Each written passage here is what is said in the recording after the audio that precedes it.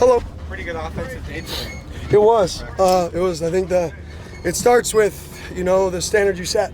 And I've been doing a bad job setting a standard of what the effort looks like. So the guys and the team is going to meet the standard you set and set a higher standard today, and I think they rose to it. What things did you like in particular? I like the burst and the trigger when the ball was caught or after the play to get lined up for the next play.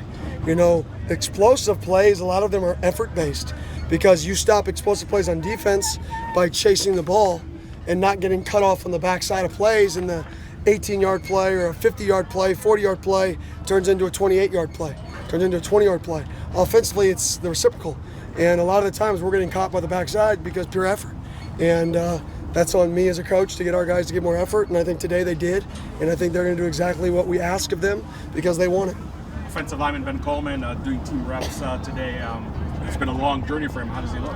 Yeah, I mean, he's not cleared to participate in anything other than basically the walk-through setting or non-contact. So it's one of those, I don't foresee him getting cleared in time for contact for this season.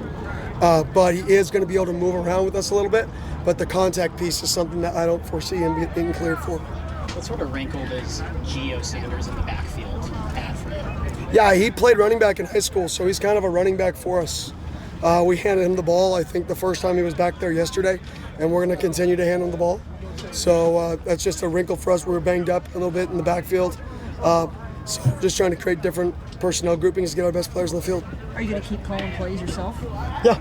Kenny, any message to the team about not giving Colorado any bulletin board material? No, it's about us. It's always about us. This is the team, that you play. It's another game. And it's about us and us being the best version of us. So we're going to go compete to be better today. I thought today was arguably our best practice of the year. I really did. Our kids flew around today. Our guys flew around today with a passion. So they're going to compete. Another large crowd is expected for the game today, or this weekend. How does it feel to see the stadium fill up more consistently this year? Oh, it's awesome. It's a competitive advantage to have the home crowd there. Getting the noise and causing chaos on third downs is a huge advantage. So having... Hey, Coach. Hi. Who's your favorite D-line? Where's Clayton Smith? I'm just... That's what I'm Hi, BJ. Sorry, BJ Green. All right. But no, so having the crowd there and being loud, our players feed off of it, and it's a competitive advantage. And it's fun for the Valley to rally behind a team. And so I think it's good for everybody. Hey, Coach, what's in the challenge of play calling? Like you said, with the offensive line maybe being banged up, but is having a baseball player just getting to the line quick a little bit of an advantage for the group in general?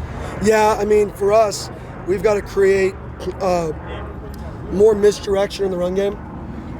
My career has been very driven on locating numbers, leverage advantages in the running game and gaining extra hats to get what I call plus runs, which means you have one more than they have. So even if somebody doesn't necessarily win dominantly, right, they still don't have a hat to tackle your back. So we're going to be a little bit different, maybe some more, more misdirection, some more eye candy stuff to try to, create some confusion instead of just +1 runs, just because those aren't. Even advantaged runs aren't, being productive for us. So doing the same thing for 6 weeks and expecting a different result is the definition of insanity. So even though it's not my comfort zone, we're going to do some things a little bit differently, and you need to get lined up faster to do some of that. We're looking at some other running options today. Would you say that's a competition, or how would you characterize that? Yeah, well, actually, we've had a somewhat minor injury to that position. So he actually can't punt, and he shouldn't have been punting. He's been battling through a foot issue, and we got it looked at. So he is out from punting. He's still going to hold right now, but he actually cannot punt. So that's probably the reason he, hasn't been performing like he had in the past, which is, 47, 46-yard punt average when he was at his last institution.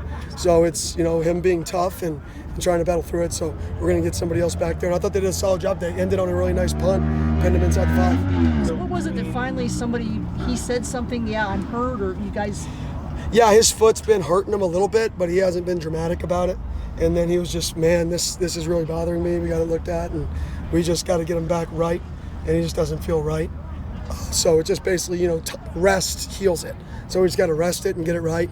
Punting's a finicky thing. It's like if you have a problem on your throwing hand, right? Even if it's not a huge problem, it may cause everything to go off. So So you have Ian and you have Race as options there. Is it just evaluating and seeing what you're going to do? yeah, so we're evaluating all week, and we'll see which guy we think gives us the best chance. Where have you seen Tate grow the most to kind of be a steady presence in the middle for you? He just gets better every week. He just gets more comfortable every week in the system.